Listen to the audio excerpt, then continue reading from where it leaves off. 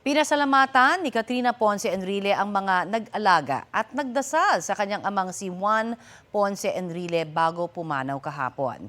Inalala rin po niya ang mga huling sandali ng kanyang ama at ang mga iniwan nitong aral sa kanila. Balitang hatid ni Jamie Santos, exclusive. He's going to protect the president.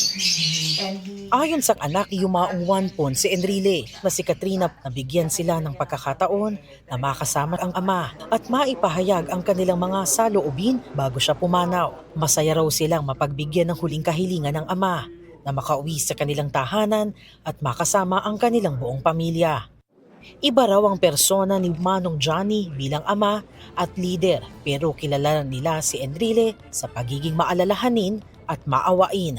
The Juan Ponce Enrile that the public knows is very different from the Juan Ponce Enrile that we know.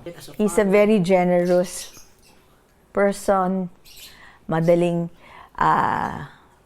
umiyak, maawa, talagang iyakan nyo lang yan ng konti, talagang maawa yan.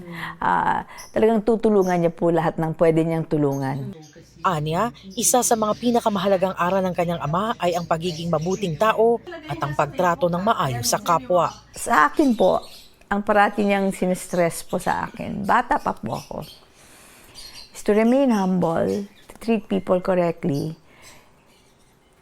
because the people that you meet when you are rising may be the same people you will meet when you are going down. Sa huling mga araw, nanatiling matalas ang isip ni Enrile kahit pa nagkaroon siya ng problema sa kidney. Yes. It just deteriorated a little bit already. Parang nag-start na yung mag-fail yung kidneys po niya.